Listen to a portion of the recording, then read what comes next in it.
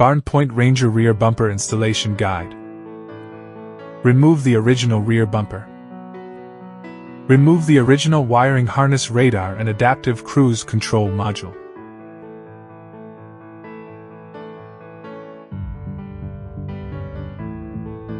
Take off the radar baffle at the corresponding position of the original vehicle. Connect the adaptive cruise control module and install the module bracket. Install at the corresponding position here.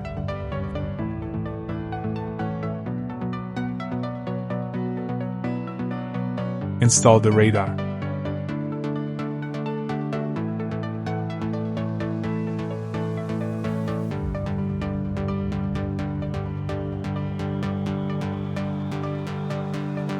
Adjust the position properly and fasten the cover plate tightly.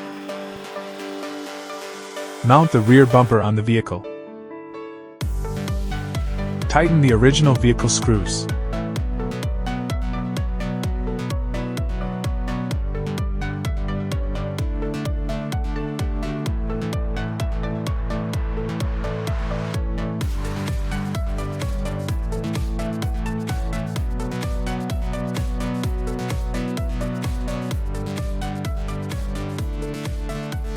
Reconnect all wiring harnesses.